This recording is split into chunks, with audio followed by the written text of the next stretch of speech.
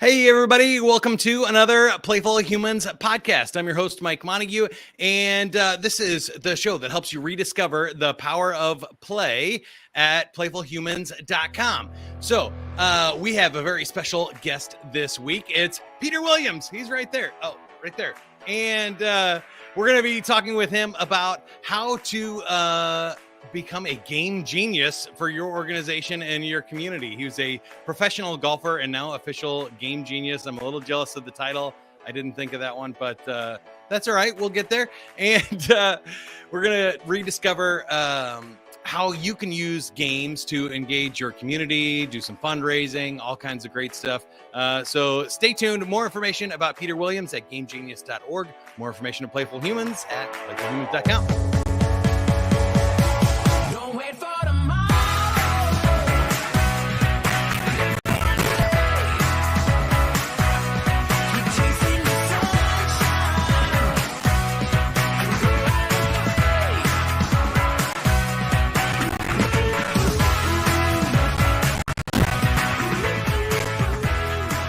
All right, Peter, we like to start with the joke of the week. The joke of the week this week is brought to you by circles. Circles are pointless. Okay, did you hear about the shepherd who got in trouble with the police for leading his sheep through town? I did not. He got in a ticket for a illegal U-turn. Excellent. I'm Can you do any better? I'm going to add that one to the archive. I've got one of my favorites. What do you call a man with a rubber toe? A rubber toe. I have no idea. Roberto. Roberto. Of course. All right. Now, that'll get us started here, but I think we should just get it started with your story. I feel like there might be a gap here or something in your bio, but my favorite question to ask everybody is, were you always playful? Did you go straight from like college and golf to like game genius? Or was there like a stint through selling insurance or a cubicle job in there? I wish to make it even more non-linear. The insurance industry, I strung one through there. No, I've always been very playful. I grew up in a family that played a lot of games. And it was the way that I learned how to learn. And so probably not too surprising that 25, 30 years later, I find myself in a spot where I'm designing games for other people. I love all kinds of games. I obviously was a professional golfer for a number of years after college. And I think that was a childhood dream. I grew up trying to figure out what game was I going to try to master, and golf ended up being that game. That's awesome. I want to start there too, because I feel like a lot of people would love that. And you also still seem fairly young and in shape, so I'm assuming you can still play a lot of golf if you choose to. So what did you learn about playing golf when it got more serious in college and in the pros? Because I feel like, for me at least, I didn't enjoy it. I loved playing soccer as a kid, but when I got to college and I'm playing against like 24-year-old ex-Marines as like a 17-year-old kid, it was not the same sport. It was not fun for me. But what did you learn about it? Yeah, I think kind of a similar experience, right? You grew up and all you're doing when you're playing as a kid is you're just having fun, right? You're going out, you're enjoying the challenge of the game, you're playing with friends, you're playing with family. As soon as it becomes your career, you put a different spin on how you approach practice and training and eating, and so your whole life revolves around what you're doing, because without that, you're not putting yourself in the best position to win. And so as a hyper competitive person, I got, very interested in how to make myself a better athlete and better player of the game, but also maintain that sense of fun and kind of like childhood spirit. That was really important to me. You did get a shout out there from Brian. That's I love Brian. You're on the show, though. That's awesome. Brian. And everybody else listening, you can always chime in the comments as well. We record these live to have fun like that. That That's great. So what advice would you give for anybody that thinks about becoming a professional athlete of any kind? Is it really just to rethink that, and you gotta, I guess you have to love the game even more than you think you already do, right? To love the practice as much as you love the game and the competition and figuring it out, right? Yeah, I think one of the things that I really took away from the experience, I played for about 5 years after college, was I went really deep into practicing and trying to perfect everything. And that's sort of the opposite of play, right? Like the goal is to have fun and be out there and enjoying the experience and really learning from the act of playing the sport, which is, going out and being on the golf course and playing rounds and getting reps under your belt. Being on a driving range and practicing and not getting into the spirit of competition is something that I failed to do sort of early in my career, which didn't allow me to have that kind of fun competitive spirit. I just, I was kind of working myself into the ground. And so as people are getting out and playing their whatever sport or kind of game profession that they have, make sure that you're competing, make sure you're, participating in the actual activity the way it was designed in the professional league. Because, those reps will really help you as you get into bigger and better competition. I love that. Now I feel like I'm preaching to the choir today, and I'm gonna love all your answers. So I'm trying not to steal any of them. But can you tell me a little bit more then about the power of play and the difference between play and work, and the measurement and perfection you were talking about versus the creative genius that comes from games and experimenting in play? Yeah, and this again, like threads right from golf, right? It's basically a game of failure.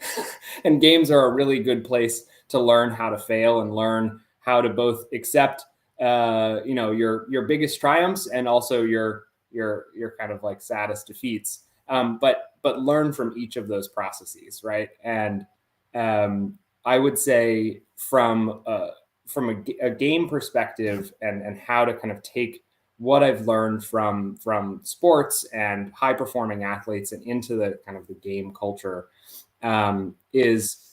is really make sure you understand yourself and understand what makes you happy, what kinds of games you like to play, and really leverage those experiences into making something new.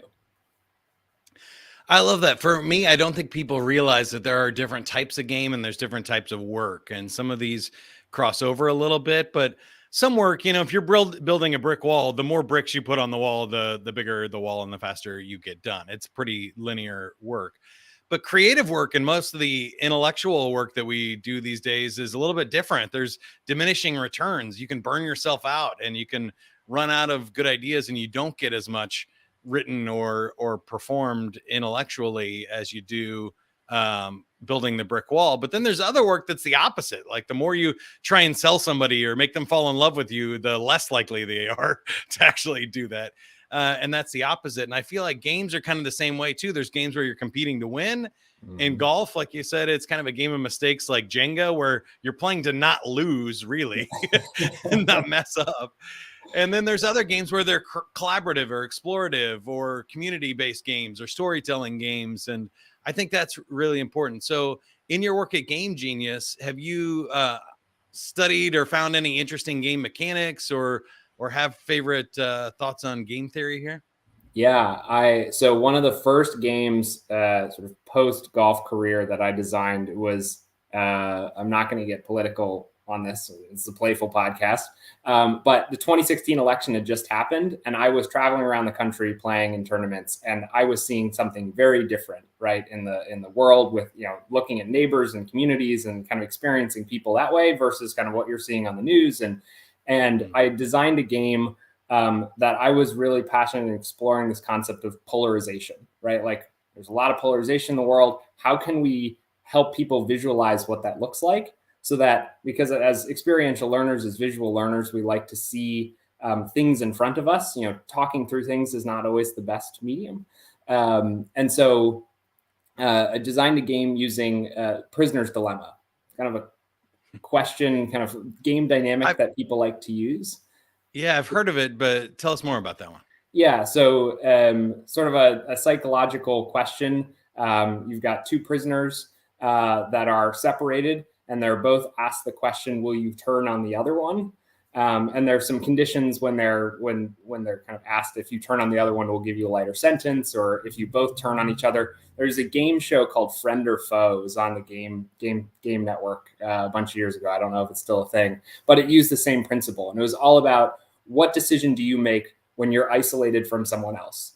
Will you turn on someone? Will you kind of befriend them, or like be a kind human, even though you know that the end result is better if you turn on them and they don't turn on you? And so this prisoner's dilemma is kind of a psychology.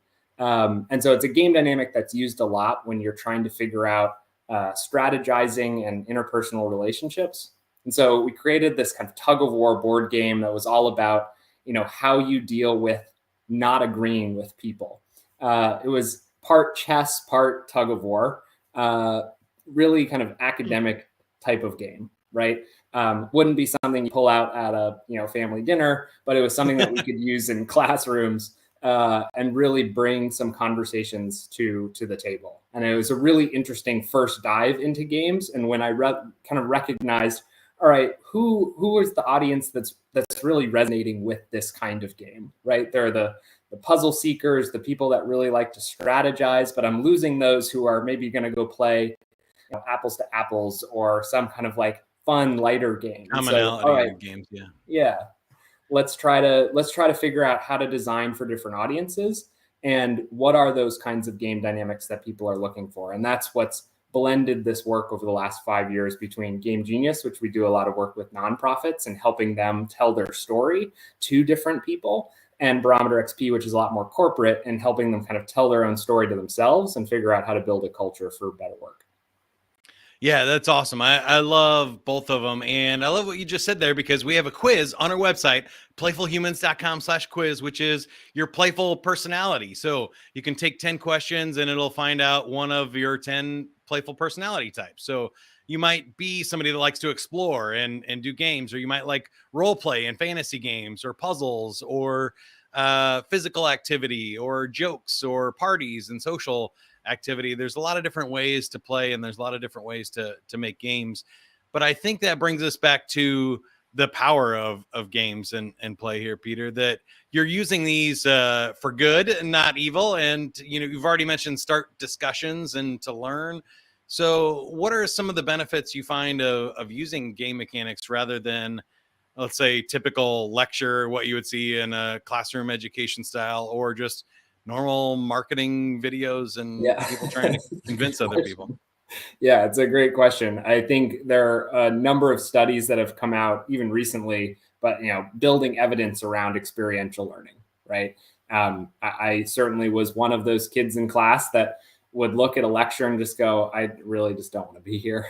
I wanted to get my hands on something. I wanted to have conversations. I wanted to be interacting with my classmates, with my professors. And so there are a lot of studies out there that talk about experiential learning. You'll retain the knowledge a lot better, a lot longer. And so games being an experiential learning mechanism, it's a great way to try to tell a story, to have people remember that story, and then have some kind of call to action. So a lot of the work that we do with Game Genius is we'll use a game as a conduit to help people understand what is it exactly that the nonprofit's doing, and two, why is my action going to support this nonprofit, or why is it going to support the issue that they're trying to tackle? And so we design everything from card games and board games that just help tell, a story of homelessness, or a story of environmental degradation that's happening in the community, or something like that, so that people understand the why, and then really kind of add in those social elements, add in some of those game mechanics that get people thinking, wait a minute, helping this issue actually isn't as hard, or isn't as time consuming as I thought it might be. I really want to kind of get more involved with this community and support, whether that's with their dollar, or with their time, or with some of their talents that they can bring from their work. There are a lot of ways to activate people, but you need to get them engaged first. And that's what games are really good at doing. Yeah, I love that. I've seen scientific research that says it takes like 4 to 7 repetitions to learn something through play, and like 40 plus repetitions through work and memorization and kind of the rote learning that we were talking about. So I think that's fun. And there's something magical about play, right? That it feeds that desire to continue playing or to beat the other person. And when you get those emotions and playful spirits up, good things happen, right? So I think in work cultures, you get people that are burnout, stressed, and they're just not doing their best. So if they're playing a game and having fun, you get better work out of them. But in charity events and fundraisers, I've been a DJ and MC for a lot of my life, and done auctions for auctioneers, right? When you're having that kind of silent or live auction thing, the energy and spirit gets in where it just promotes more engagement and 100%. activity that really benefits the organization. Yeah, if people are having fun, they feel like they're in a safe space, right? It's amazing what you can make happen, right? I've been in a number of nonprofit galas and fundraising type events that don't have that energy in the room, and you can hear a pin drop. People they're kind of like, I really want to help because I'm here, right? I'm here for either a friend that invited me or so. And those events can be very successful. Usually nonprofits will fundraise before the event starts, right?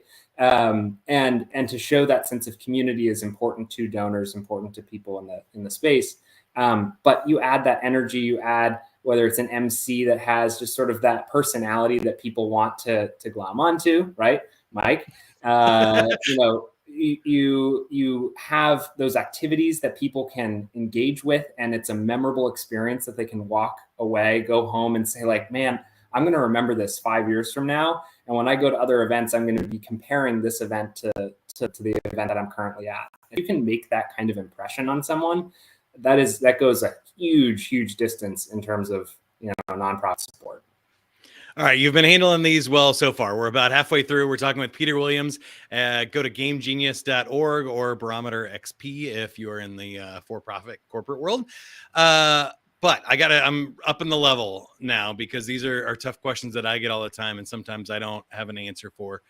Do you think there is anything you can't joke about? What about a fundraiser? I'm thinking of some that I've done for like a battered women's shelter or human trafficking.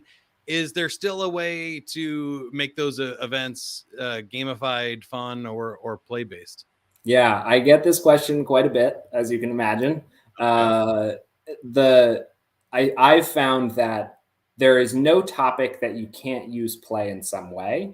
You just have to be respectful, right? Like there's certain topics that if you just make light of it, it's not going to rub people quite the right way. What we try to celebrate is the impact the organization's making. And you can make, that a celebration. You can make that telling that story of impact really playful. And examples include, impact reports that come out every year is talking about, the different metrics that they've had in the community or the number of partners that they've had, and bringing those people into a playful space allows them to learn more about each other. And so we find more often than not, we'll end up doing more of a, board team building and development kind of session, or we'll bring volunteers and do a thank you to the volunteers, and we'll kind of just play a game together. And so it's a very fine-tuned balance. And it's something that I've certainly learned over the last 5 years, what you can and can't touch. But I would like to think, regardless of the topic, everyone who's working in an organization, regardless of how serious or how tough it is to talk about, you can find moments of levity and create some kind of playful experience around it. Yeah, again, I think there's so many different types of play. Like every negative has a positive too. There's the like you said, the impact and the difference that you're making that you can lean on. But there's also a lot of different ways to play. So it could be a creative or a storytelling exercise that gets people engaged rather than a game or making a light of it or comedy. Love that answer. What about the other one I get a lot, which is we're stressed. I don't have time for this. I don't have any good ideas. It feels like harder work. What do you do besides, call you or I. Yeah. The self-fulfilling prophecy of like, I want work or I want what I'm doing to be more fun and more playful, but I don't have time for fun or play. Yes. Yeah. Or I'm Yeah, stressed and I'm burnt out. I don't have any, like, if I had a right. creative idea or I could make it fun, I would have done that, but it's not our culture, or I just don't have the time. Yeah, 100%. So this sort of spanned into the transition between Game Genius and Barometer. A lot of the work that we did with nonprofits, we started learning that yes, nonprofits are very burnt out. They're often understaffed and underpaid, and like we need to address that as just a general society. But the larger corporate space, teams are often overworked, and especially in kind of the communities that I'm in here in Washington, D.C., folks are working at 8, 9 p.m. Right? It's not like they have a magical amount of time to all suddenly go out and play. And so I think it's just taking it step by step and finding ways to integrate moments that you enjoy throughout the day. There's a number of studies out there. One of the things that I love to follow is Gallup Strengths Finder. And there's some great things about finding your red thread. There's a kind of concept of it, just like find couple moments of every day, try to figure out what is the thing that you really love about what you're doing and make that happen more during the day, right? And it's not necessarily like a gamified principle, right? But like it's getting to the concept of find those moments that you're really enjoying, try to have more of those moments, and then as you do that, you're going to start to learn, wow, I actually can influence my day-to-day routine. And you know what? Maybe I can make a little bit more time for this playful activity, or introduce this to a colleague, and so that we're playing together. And so start small, right? Don't shoot for the moon and be like, we're going to have this 6-hour like play retreat with our colleagues. Start with 15 minutes every day. Start with that one activity that you really love. Do the thing that you get up in the morning to do. Make sure you save time for it. Preserving those moments those are the building blocks to getting into more of a playful behavior.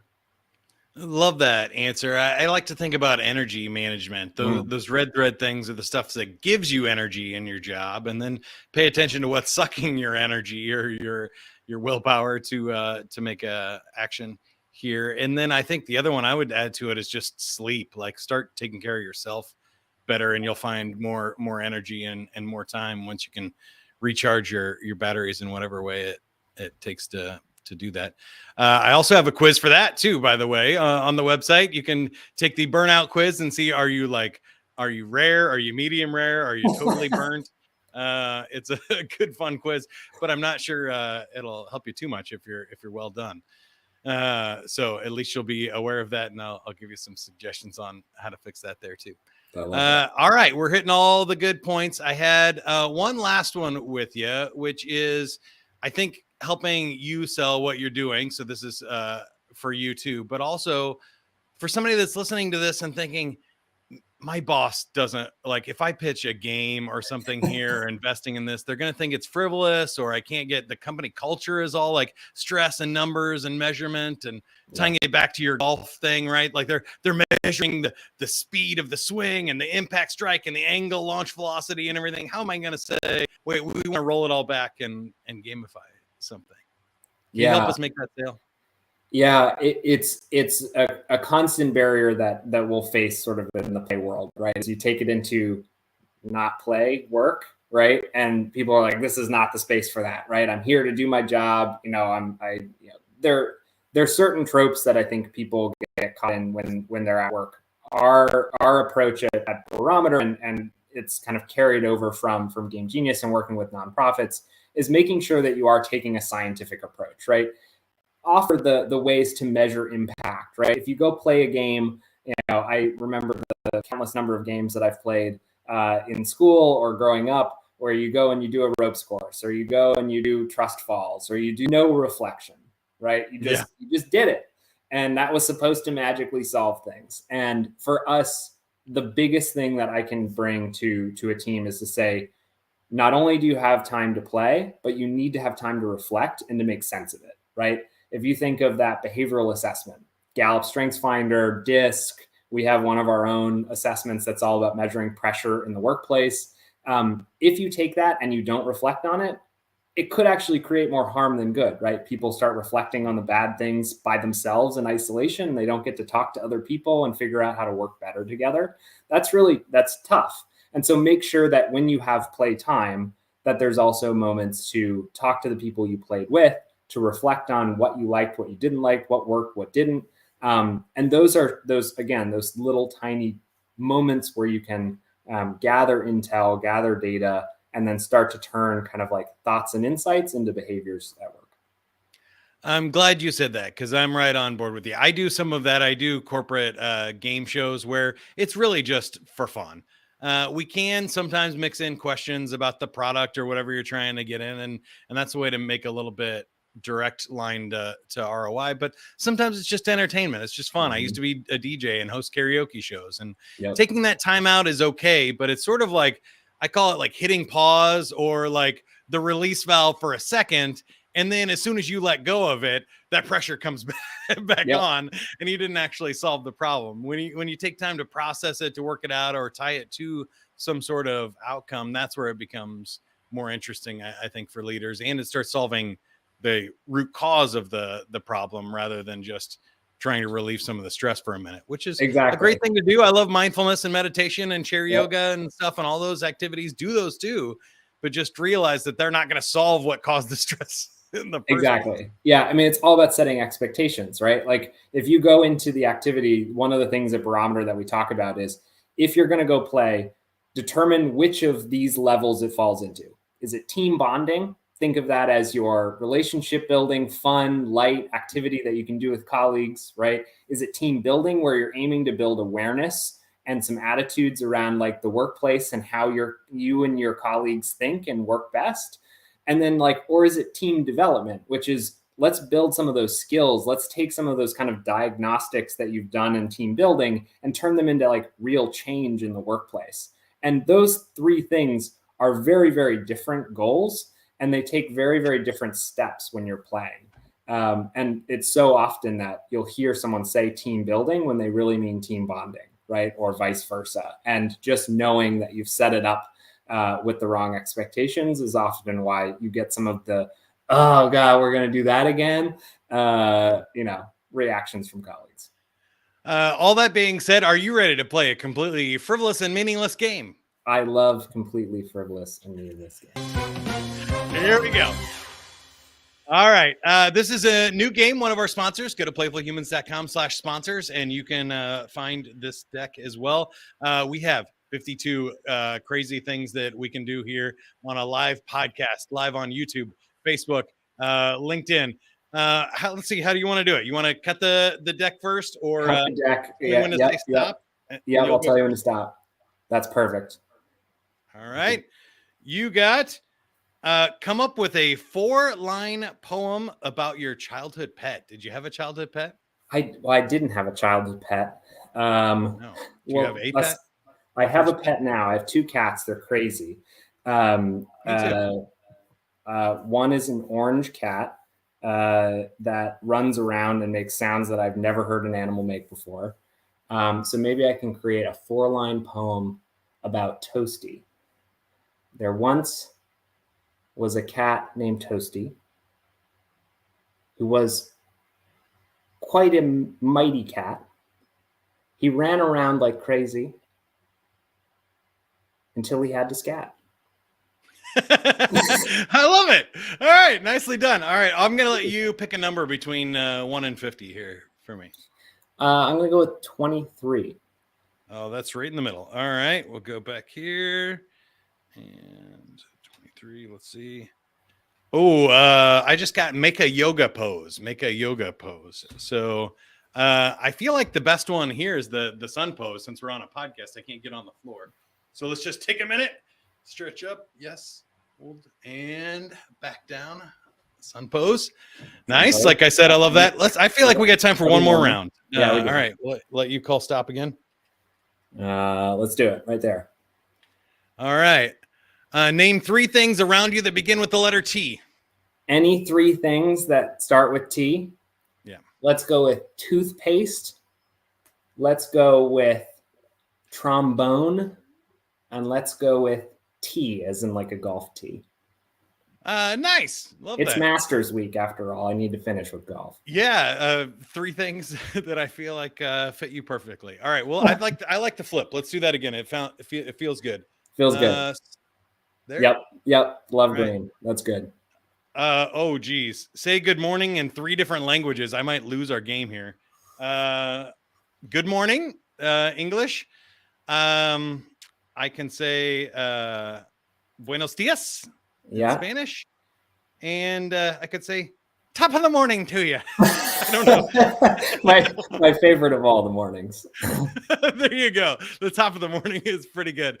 All right. I think you win that one because I'm not sure I finished. So a free 30-second commercial to you. How can you help us, or how can we help you? Final thoughts here. Yeah, I would say if you're having trouble at work, whether it's your work environment isn't what you're hoping it to be, make sure you make those moments to play. Always happy to brainstorm and ideate with you. That's exactly what we do at Game Genius. You help be that thought partner in the room, or if you want to bring that wider experience to your team, we love to work with teams at Barometer XP. It's a real privilege to be able to play for your career, and I'm hopefully able to do this for a lot of years to come. I love it. Perfectly aligned today. Peter Williams, gamegenius.org or Barometer XP. Thank you so much for being on the show. We're talking with people that play for a living, and it's so cool that both of us get to do that.